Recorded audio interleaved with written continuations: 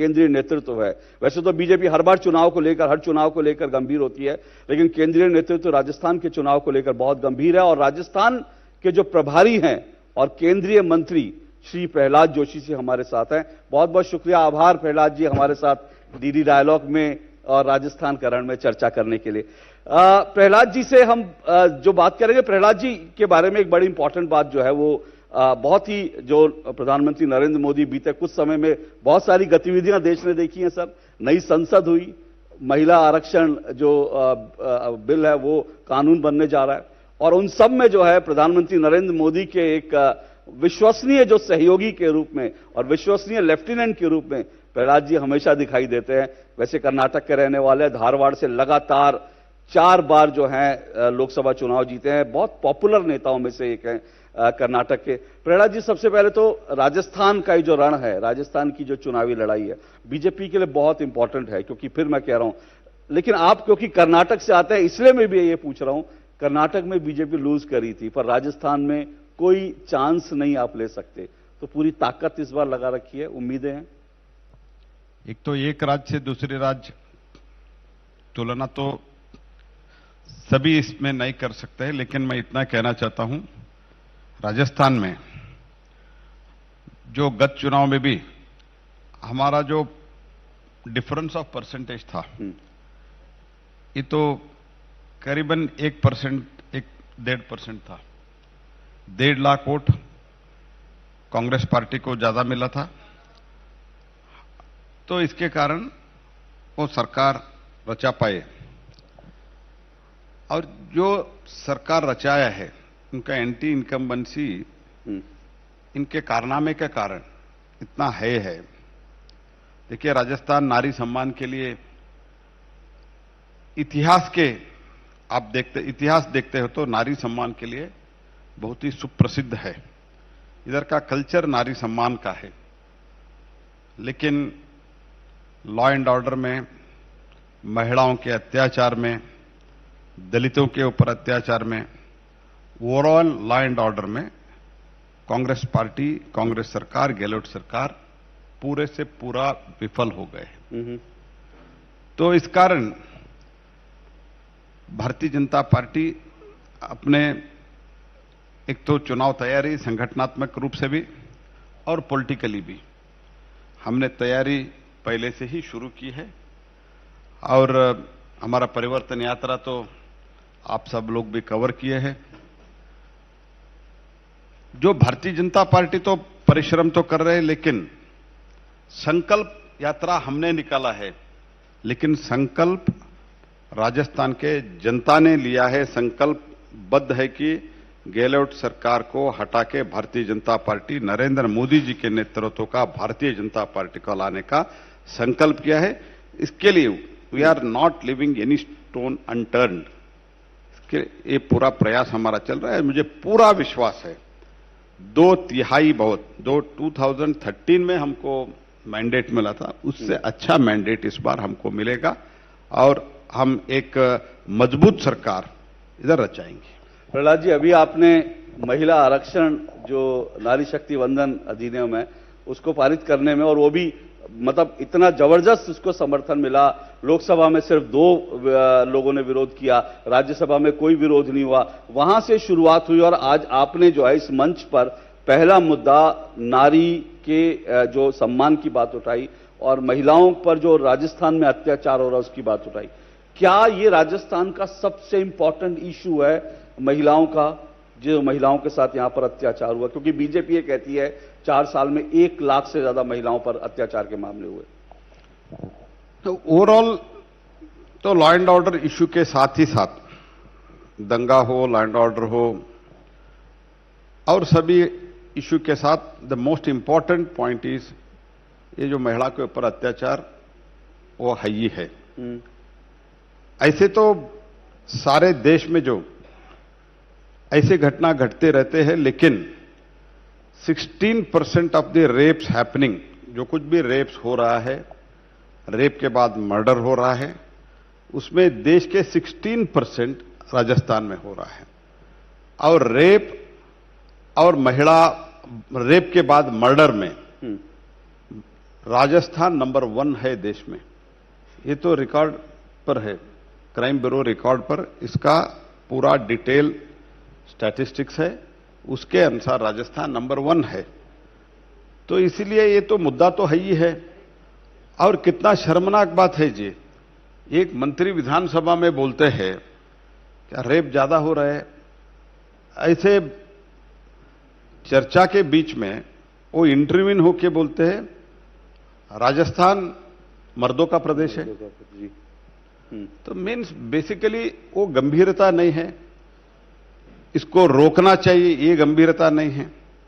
तो ये किसके लिए हो रहा है? एक तो अवैध पैसा जो मिल रहा है लोगों, ये कांग्रेस पार्टी जो भ्रष्टाचार कर रहा है, ये भ्रष्टाचार में जो अवैध खनन का हो और कई भ्रष्टाचार में एंटी सोशल एलिमेंट्स का सहारा लेते हैं नेता लोग, कांग्रेस के नेता लोग।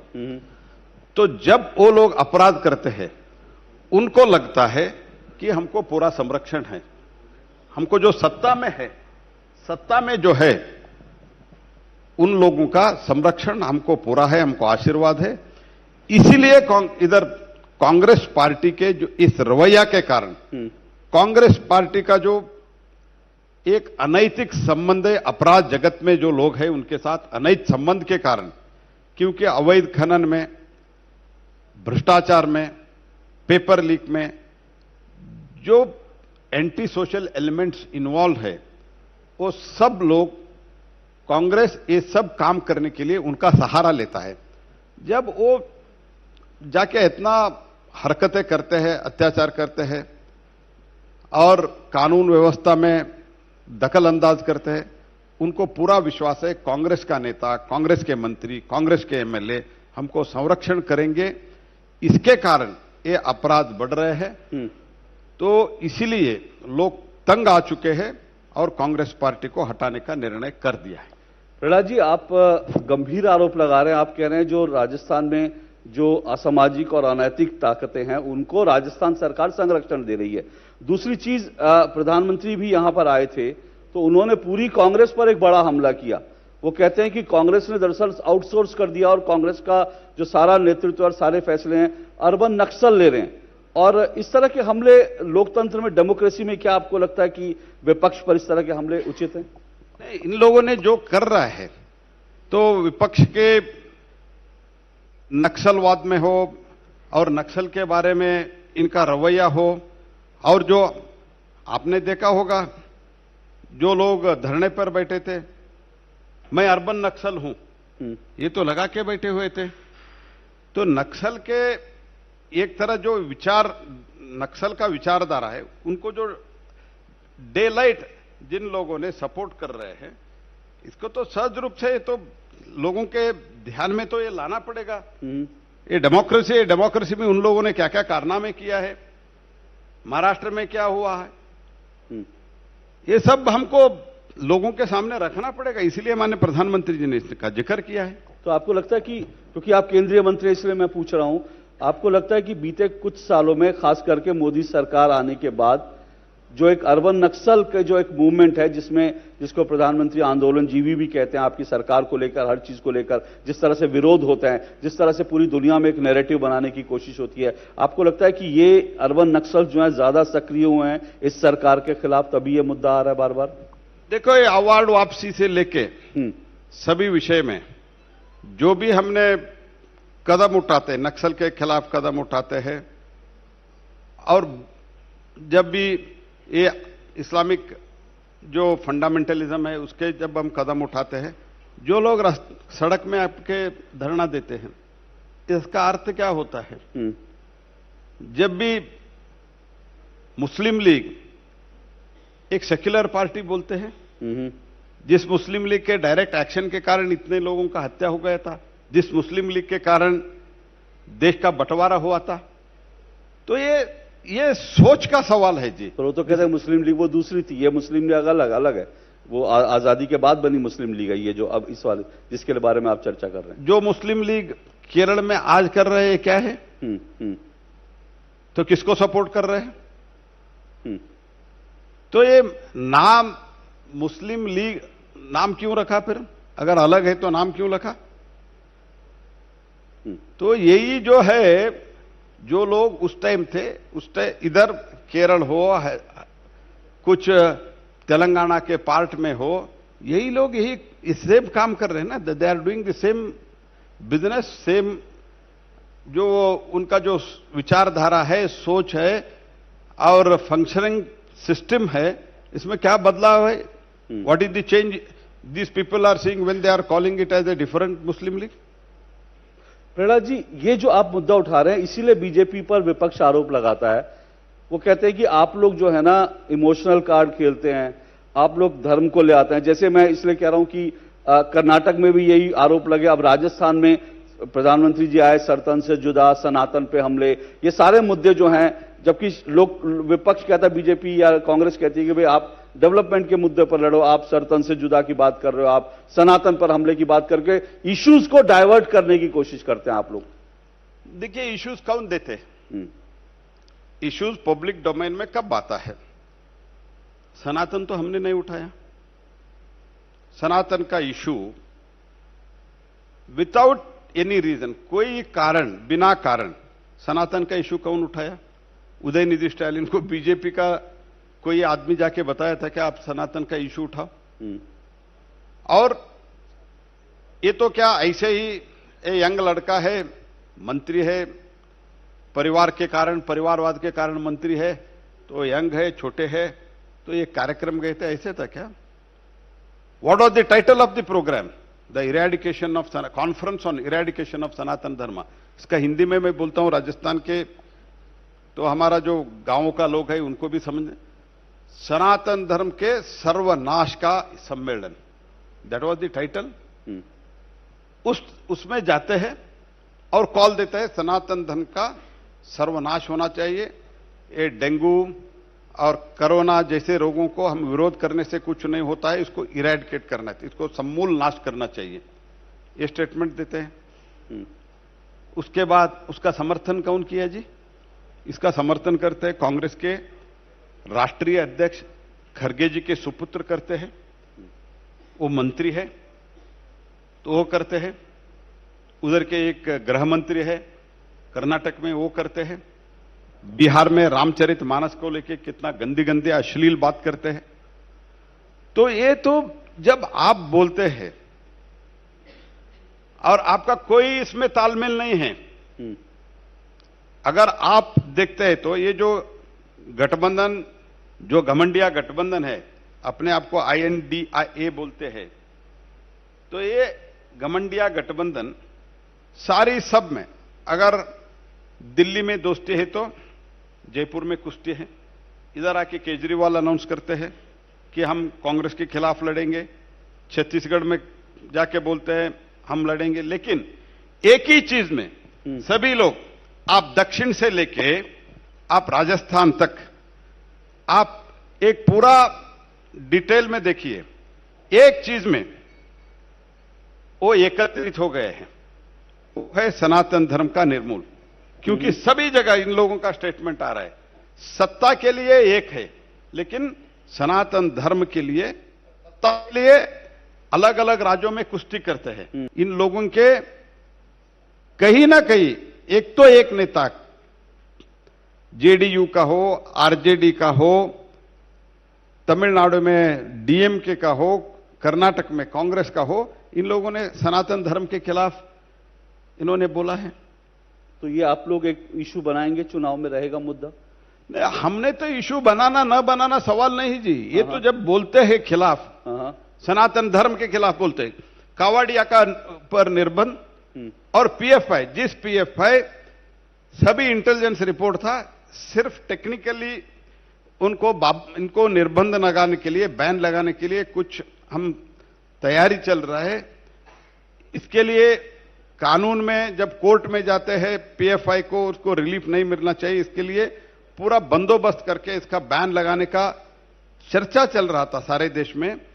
PFI को इन्होंने जुलूस के लिए परमिशन देते हैं। जो कावड़िया, एक तो धार्मिक, हर बार चलने वाले गरीब गांव के लोग करते, उसके ऊपर निर्बंध लगाते हैं। तो इशू तो हमने तो ये तो कोई मुसलमान के खिलाफ हमने नहीं बोला है, जो हिंदुओं के खिलाफ, जो मेजॉरिटी कम्युनिटी के खिलाफ आप जो कार्रवाई करते हैं कांग्रेस के पार्टी, अभी कर्नाटक में क्या चल रहा है, गणेशोत्सव कर्नाटक में बहुत अच्छी ढंग से मनाते हैं, उसके ऊपर निर्बंध क्यों निर्बंध करते हो आप लोग? तो जब आप निर्बंध करते हो, जो लोग इसमें श्रद्धा रखते हैं उन लोगों के साथ कोई पार्टी खड़ा होना ये गलत है क्या? आप अगर सनातन धर्म के खिलाफ न बोलते तो इशू कहां बनता था जी? तो कांग्रेस पार्टी अपने तुष्टीकरण के लिए राज करने, ये तो नहीं है जी हम तो इशू बना रहे हैं, वो तो अपने वोट बैंक रिकन्फर्म करने के लिए वो लोग जो वोट बैंक पॉलिटिक्स, तुष्टीकरण का राजनीति करते हुए उनका जो 15%, 14% जो वोट है उसको कंफर्म करने के लिए ऐसे स्टेटमेंट करते ही रहते हैं। उनको वो वोट बैंक बन गए है, गारंटी बन गए, उनका गारंटी ये है, वो गारंटी फिर से कंफर्म करने के लिए ऐसे स्टेटमेंट जारी करते हैं। हम तो ये तो सिर्फ हम ये नहीं कह रहे, जब हमारे सिर्फ 2 ही एमपी थे तब भी हम राम मंदिर के लिए लड़ा है। तो इसलिए हमारा तो हम एक विचारधारा के ऊपर लड़ने वाले लोग हैं। ये लोग वोट बैंक के लिए तुष्टीकरण राज करते ही आए और अभी भी कर रहे हैं। प्रहलाद जी, ये सारी बातें जो हो रही है इनसे ये एक, क्योंकि आपने अभी गणेश चतुर्थी में कर्नाटक में जो हो रहा है, अभी मैंने कल ही देखा कि विश्व हिंदू परिषद ने राजस्थान में भी आकर ये इशू उठाया है और कहा है कि राजस्थान में कई जगह गणेश चतुर्थी के जो प्रोसेशन निकलते थे उनको रास्ता देने के लिए मनाही हो रही है। तो क्या ऐसा तो नहीं है कि चुनाव के समय ही ये विश्व हिंदू परिषद भी आ जाती है? चुनाव के समय, क्योंकि ये सरतन से जुदा का मुद्दा उठा, ये ठीक है राजस्थान में ही सरतन से जुदा हुआ, राजस्थान में ही पीएफआई को, जो आप बिल्कुल सही है, राजस्थान में यहां पीएफआई को एक पैसेज दिया गया, लेकिन ये सब पुरानी बातें हो गई। कुछ महीने पहले सरतन से जुदा जिन्होंने किया उनको गिरफ्तार कर लिया गया। क्या फिर भी ये चुनाव में इशू उठेंगे ये सब? नहीं जी, ये अभी भी चल रहा है जी। जब अभी आप पुजारी का हत्या होता है, संतों का हत्या होता है, और ऐसे तो सभी इसमें आप निर्बंध लगाते हैं। और आप अगर 2014 से, जस्ट बिफोर 2014, राम का अस्तित्व इन लोगों ने, प्रभु श्री रामचंद्र का अस्तित्व उन्होंने क्वेश्चन किया था। जब आप लोग करते हैं, आप लोग ऐसे हरकतें करते हैं as a party, is it not the responsibility to raise the issue which is related to the majority of the people? जो हमारा कर्तव्य हम निभा रहे हैं जी। तो अगर आप इशू नहीं देते तो इशू तो सनातन का से लेके अभी जो इशू चल रहा है, विश्व हिंदू परिषद ने हाथ में जो लिया है, ये तो इशू आपने दिया है जी। हमने तो थोड़ी अपने, ये तो ऊपर से नहीं गिरते हैं इशू आप दे रहे हैं। ठीक, आप ये नहीं कर रहे, आपको बिना नॉलेज, बिना कोई सोच समझ के करते हैं, ऐसे नहीं मैं मानता हूं। प्लान है आपको लगता है? प्लान्ड है।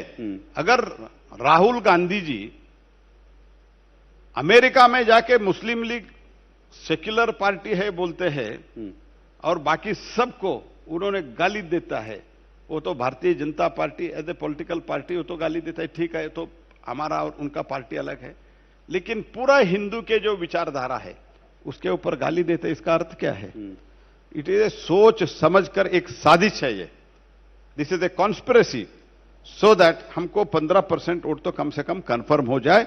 इसी कारण ये सोच समझकर कर रहे हैं, इसीलिए हमको ये मुद्दा उठाना पड़ रहा है। ठीक, मैं महिला आरक्षण पर आता हूं, क्योंकि नारी शक्ति वंदन अधिनियम सरकार कह रही है एक बड़ा, और राजस्थान में वुमेन, महिला वोटर, वैसे तो प्रधानमंत्री नरेंद्र मोदी को पूरे देश में महिलाओं के वोट खूब बड़ी तादाद में मिलते हैं, लेकिन राजस्थान में भी महिला वोट काफी बड़ी एक निर्णायक भूमिका में रहते हैं।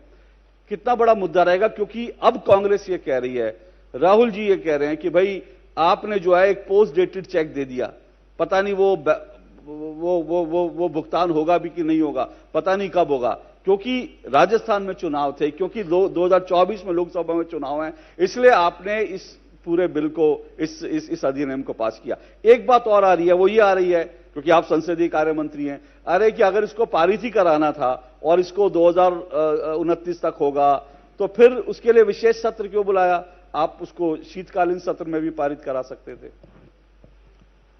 तो ये जिसके कांग्रेस के अकाउंट में, तो अभी कांग्रेस का अकाउंट पूरा बैंकरप्ट हो गया है। अच्छा। तो कांग्रेस का अकाउंट ही जब बैंकरप्ट हुआ है, हाँ। ये लोग क्या बात करते हैं। तो मुझे भी पूछा गया उधर पार्लियामेंट के बाहर, विशेष सत्र क्यों बुलाया गया है। एक तो गणेश चतुर्थी के पावन पर्व पर हमको नया पार्लियामेंट में सत्र शुरू करने का था, और जब सोचा गया नया पार्लियामेंट बिल्डिंग में पहला बिल कौन सा लेना है, तो प्रधानमंत्री जी ने निर्णय किया कि हम सब लोगों से कैबिनेट में विषय लाया और बातचीत की कि इसमें ये जो महिला आरक्षण बिल है वो लाने से एक ऐतिहासिक एक क्षण बन जाएगा, ऐसे सोच के हमने लाया है। और ये जो चुनाव के समय लाया और आगे होगा, ये क्या बात करते हैं। तो राहुल गांधी तो शायद कांग्रेस पार्टी में एक अलिखित नियम बना दिया है, ये सब लोग ऐसे ही बात करते हैं। आप देखो, राहुल गांधी से अच्छे कोई भी नहीं बोलना चाहिए। They should not deliver better things than Rahul Gandhi, ये तो अलिखित नियम बन गए। अब देखो, मनीष तिवारी है कांग्रेस पार्टी में, लोकसभा में उनको नेता नहीं बनाया है, तो बनाया अधीर रंजन चौधरी को। क्यों? तो ये थोड़ा अच्छे विषय रखते हैं। और ये तो कांग्रेस का अंदरूनी मामला है सर। हाँ, ये तो इसीलिए ऐसे कांग्रेस का एक बोलने का स्वभाव बन गया है। तो मैं उनको पूछता हूं, ये तो 30-40 वर्ष से ये तो अटके लटके पड़े थे।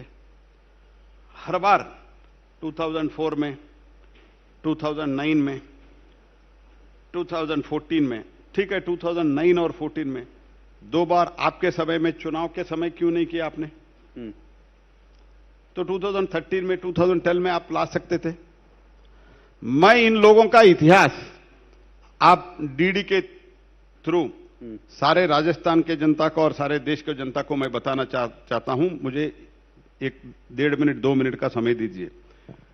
बहुत कोशिश करके, पहले इसको देवेगौड़ा जी ने कोशिश किया, बाद में अटल जी के समय बिल भी तैयार था, बिल पेश करने का कोशिश किया। आज जो कांग्रेस के साथ लोग हैं, उन लोगों ने माननीय आडवाणी जी के हाथ से उन्होंने बिल का कॉपी खींच लिया, फाड़ लिया, पूरा रक्कस क्रिएट कर दिया। उसके बाद 2008 में, 2008 में एक बिल पेश किया गया राज्यसभा में, और बाद में उसको भी पूरा प्रोटेक्शन ये करके करा दिया।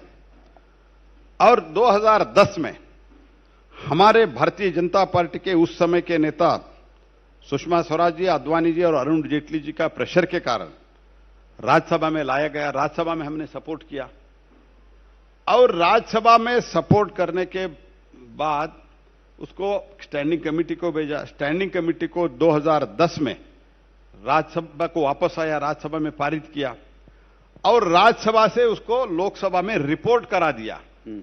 लेकिन लोकसभा में उसका पास करने का कोशिश नहीं किया, ऐसे ही उसको ठंडे बस्ते में रख दिया। तो इसके एक तरह से 2008 का जो बिल था वो मर्डर किया गया कांग्रेस के हाथों से। आप कह रहे हैं जानबूझकर कांग्रेस, जानबूझकर, जो राज्यसभा में हमारे प्रेशर के कारण जब पेश हुआ बिल, हमने सपोर्ट करते हैं, आप लेके आओ बिल, ऐसे अरुण जेटली जी ने कहा था, ऐसे सुषमा जी ने कही थी।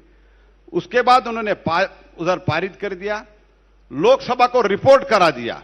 बट लोकसभा को रिपोर्ट करने के बाद 4 वर्ष, 2010 it was reported in the Lok Sabha, from Rajya Sabha पारित होके it came to Lok Sabha, and 4 years उन्होंने पारित नहीं किया लोकसभा में। हमने बोला था, I was there as the member of the Lok Sabha, हमारा, मैं विप भी था उस टाइम, सुषमा जी, आडवाणी जी सब मीटिंग बुलाए थे।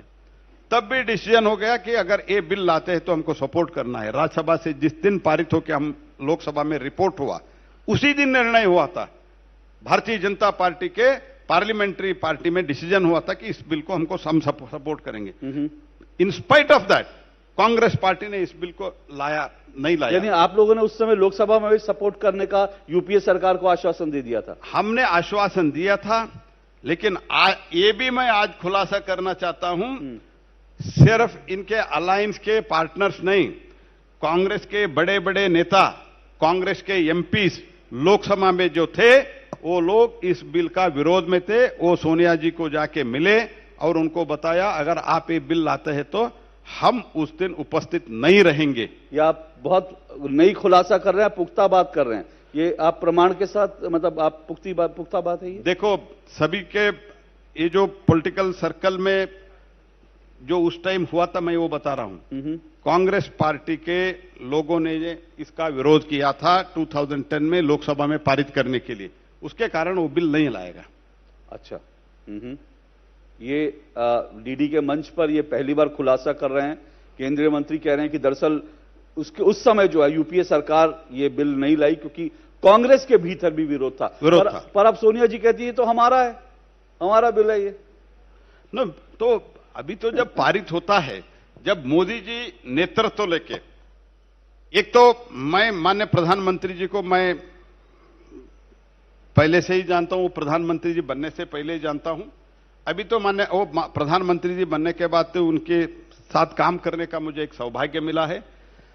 जब मोदी जी निर्णय करते हैं, सोच समझकर निर्णय करते हैं, देश के हित में निर्णय करते हैं। एक बार जब निर्णय लेते हैं तो वापस जाने का सवाल ही नहीं है। तो इसीलिए उनको लगा जब मोदी जी पारित ही कर रहे हैं, सपोर्ट करके हम भी थोड़ा उसमें क्रेडिट लेने का कोशिश करें। ये तो काम उन्होंने किया है। अच्छा। इस बार भी जनता के दबाव में, महिला नारी शक्ति के दबाव में उन्होंने सपोर्ट किया है।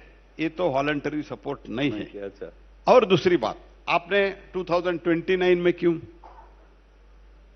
ये तो आप वो भी प्रश्न पूछा। मैं आपको बताना चाहता हूं कैसे हमको विदाउट डिलिमिटेशन, विदाउट सेंसस कैसे करना। अगर राहुल गांधी का वायनाड है, हम उसको रिजर्वेशन करते हैं, अगर एग्जीक्यूटिव ऑर्डर से करना है तो कब क्या होगा? ओके। तो इसीलिए एक क्वासी जुडिशियल अथॉरिटी, ये डिलिमिटेशन कमीशन बनेगा। और 2000 लगभग 2000 में जब डिलिमिटेशन का चर्चा चला था, सॉरी 1976 में जब का डिलिमिटेशन का एक डिसीजन हुआ था, तब यही हुआ था 2026 तक। आज का जो आज का जो संख्या है लोकसभा और विधानसभा का, तो उसमें चेंज नहीं होगा। ये तो एक प्रावधान है उसमें। ठीक।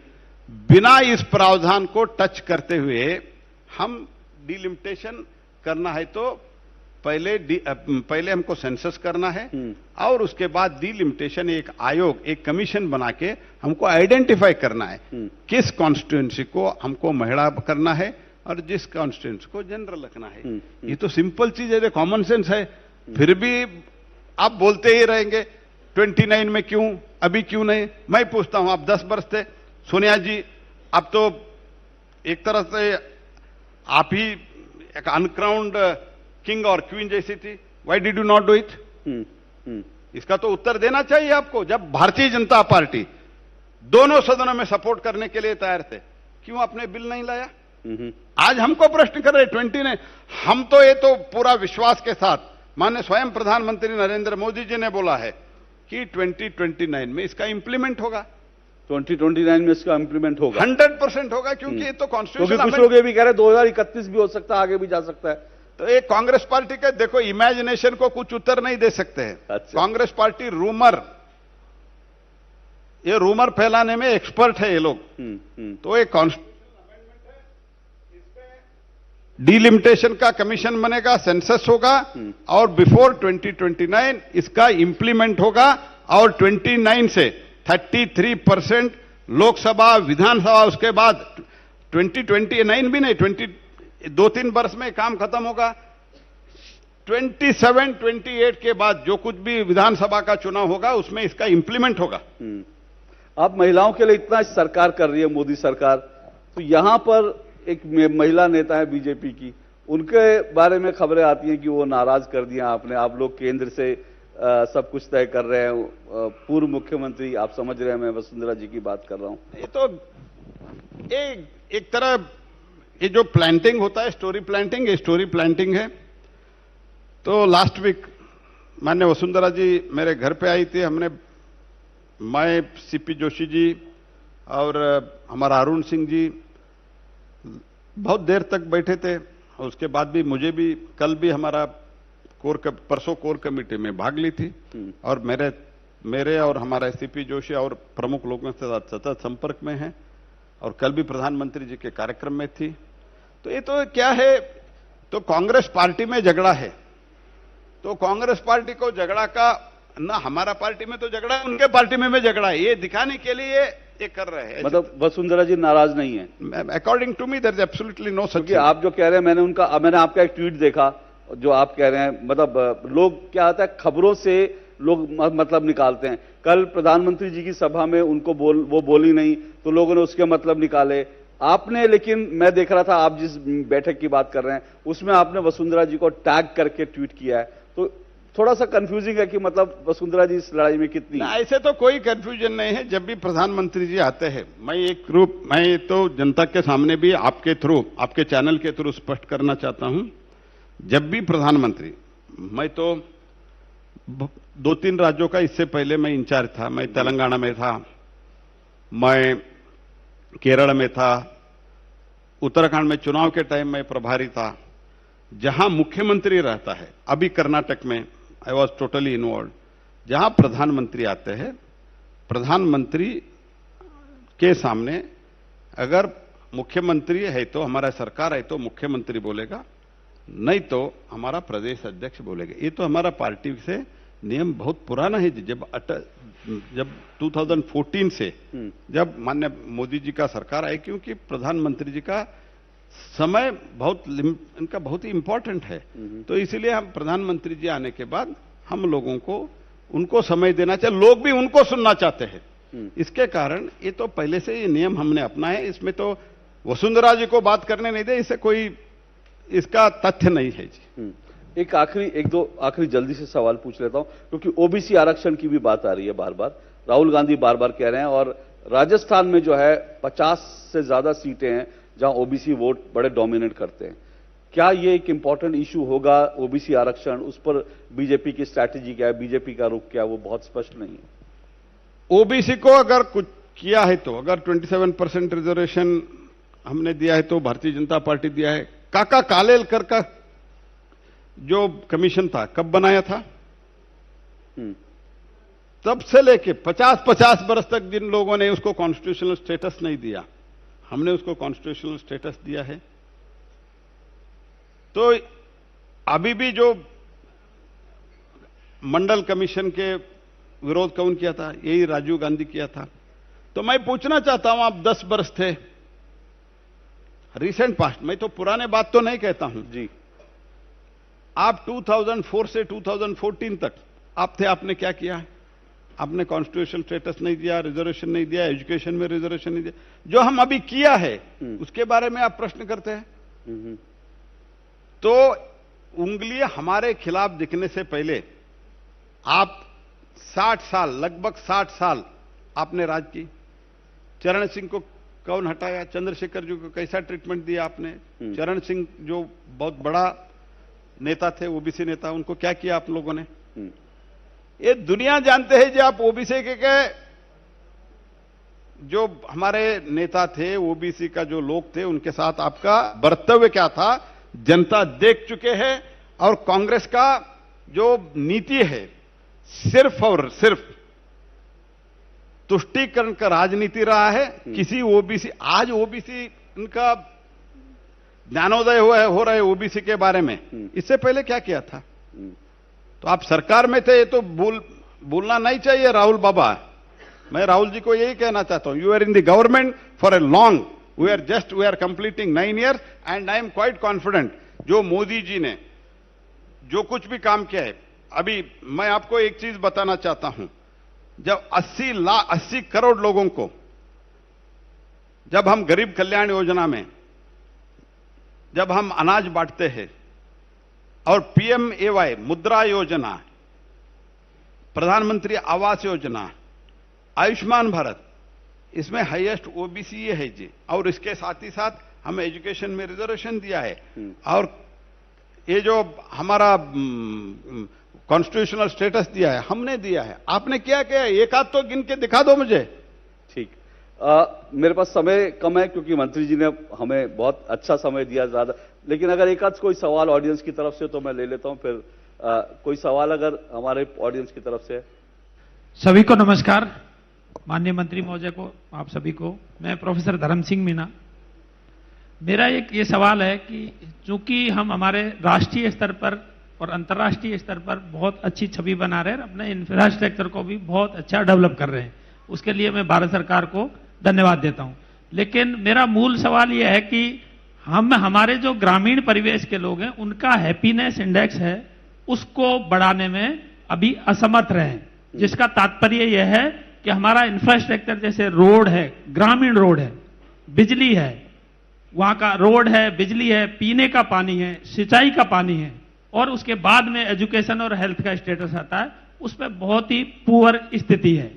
मैं जिस क्षेत्र से टोडा भीम से बिलोंग करता हूं वहां की स्थिति तो और भी ज्यादा खराब है। तो मैं माननीय मंत्री महोदय से यह चाहता हूं कि राज्य सरकारों के थ्रू, चाहे वो हमारे देश की भारत की सरकार हो, चाहे प्रदेश में किसी दूसरे पार्टी की भी सरकार हो, ऐसे नियम कानून पॉलिसी बने जिससे जो व्यक्ति, जिसमें बजट का लोकेशन जो है वो व्यक्ति विशेष के नाम पे, जनसंख्या के आधार पर, जैसे हमने पहले बीच में एक बार शुरू किया था, तो ये डेवलपमेंट का इशू है, इसमें हमारा फोकस क्या है और इसको कैसे हम करना चाहते हैं। धन्यवाद। ओके, थैंक यू जी। देखिए, इंफ्रास्ट्रक्चर तो वो रोड हो या सड़क, पानी हो, बिजली हो, इसमें तो ट्रैक रिकॉर्ड देखिए आप। आज मैं कोयला मंत्री हूं, कोयला और बिजली का संबंध बहुत ही नजदीक है। अब तो बिना कोयला हमारे देश में, कम से कम हमारे देश में तो आज के और 40 वर्ष तक तो कोयला से ही हमको बिजली उत्पादन करना पड़ेगा। तो हमने जो अभी किया है बिजली, कोयला के कारण मुझे बिजली के बारे में भी थोड़ा कुछ जानकारी है। आज के दिन में मैं ये आपको दावे के साथ कह सकता हूं, भारत सरकार के जो वन ग्रिड वन नेशन और बाकी सब हमारा कोयला का उत्पादन, ये सब के कारण मैं इसमें डिटेल में जान नहीं सकता हूं क्योंकि समय का एक लिमिटेशन है। आज मैं आपको दावे के साथ कह सकता हूं, भारत में आज जस्ट 2000 बिफोर 2014 हम इलेक्ट्रिसिटी शॉर्टेज थे। We are the deficient of the electricity. Today we are surplus of the electricity. हमारे पास बिजली चाहिए उससे ज्यादा इलेक्ट्रिसिटी उत्पादन हो रहा है। लेकिन कुछ राज्य सरकारों का मिसमैनेजमेंट और पॉलिटिकल कारण से जो कुछ भी एक करते हैं ना, अभी फॉर एग्जांपल फ्री इन लोगों ने घोषित किया है, लेकिन अल्टीमेटली किसी को पैसा तो देना पड़ेगा। इसीलिए क्या कर रहे हैं, कर्नाटक में भी हो रहा है, कर्नाटक में भी 200 यूनिट का अनाउंस किया, इधर भी अनाउंस किया है। अल्टीमेटली क्या होता है, तो अपने एक्सचेकर से पैसा देना पड़ता है, इसके कारण इलेक्ट्रिसिटी नहीं देते हैं। तो यही देखते हुए हमने हर घर नल जल का प्रोग्राम, हमने इसका एक कार्यक्रम शुरू कर दिया सारे देश में। इसके लिए फर्स्ट इंस्टॉलमेंट में कैबिनेट में 3,80,000 करोड़ रुपए का आवंटन हुआ। जब इसका चर्चा आया, कुछ अधिकारी लोग बोला ये बहुत बड़ा रकम होगा, लेकिन प्रधानमंत्री जी ने बोला हर घर नल जल से पहुंचाना चाहिए। हमने 30,000 करोड़ रुपया दिया राजस्थान सरकार को, इसमें भी भ्रष्टाचार हो गया। और बिजली सुधार के लिए हमने कोयला का आवंटन किया राजस्थान सरकार को, अभी तक उत्पादन नहीं हो रहा है, फिर भी हम कोयला सप्लाई कर रहे हैं, फिर भी आप इलेक्ट्रिसिटी नहीं देते हैं। और ग्रामीण सड़कों में और इवन ओवरऑल सड़कों में आज रिकॉर्ड है। भारतीय जनता, मेरे पास अभी पूरा डिटेल नहीं है, लेकिन नेशनल हाईवे में तो जो भारत सरकार के पूरे जिम्मेदारी है, पहले होता था 8 किलोमीटर 10 किलोमीटर पर डे, आज हम 37 किलोमीटर पर डे कंस्ट्रक्ट कर रहे हैं। और सारे देश में ग्रामीण सड़कों में इस 9 साल में रिकॉर्ड रूरल रोड कंस्ट्रक्शन हो रहा है। लेकिन जब कंस्ट्रक्शन अल्टीमेटली कौन करना है, रोड कंस्ट्रक्शन राज्य सरकार को करना है, स्पेशली रूरल रोड। जब हम पैसा देते हैं उसमें भी जब भ्रष्टाचार होता है, काम नहीं करते हैं, तो अल्टीमेटली क्या करना है, तो जिस सरकार, केंद्र सरकार पैसे देने के बावजूद भी काम नहीं कर रहे, भ्रष्टाचार कर रहे हैं, ऐसे सरकार को बदलना चाहिए, वही एक सोल्यूशन है। चलिए बहुत बहुत शुक्रिया। लेकिन एक चलते चलते जोशी जी, क्योंकि आप प्रहलाद जी, आप क्योंकि प्रभारी हैं, आपने ये भी कह दिया कि ऐसी सरकार को बदलना चाहिए, पर बदलेंगे तो आपका मुख्यमंत्री का चेहरा कौन होगा, ये भी बता दें अगर राजस्थान को। मुख्यमंत्री का चेहरा अप्रोप्रिएट टाइम में डिसाइड होगा। भारतीय जनता पार्टी एक ऑर्गेनाइज्ड पार्टी है और प्रधानमंत्री नरेंद्र मोदी जी का नेतृत्व है जो विश्व मान्यता दे रहे। तो भारत के गरीब लोग तो मान्यता दी है ही दिया है। पर सर वो तो प्रधानमंत्री है ना, लोग मुख्यमंत्री जानना। प्रधानमंत्री जी के मार्गदर्शन में होगा और इधर के जो चुने हुए एमएलए रहेगा उनके ओपिनियन लेके हम डिसाइड करेंगे। चलिए एक बार जोरदार तालियां प्रहलाद जी के लिए, आप हमारे मंच पर आए, इतना समय दिया, बहुत बहुत शुक्रिया, बहुत बहुत आभार।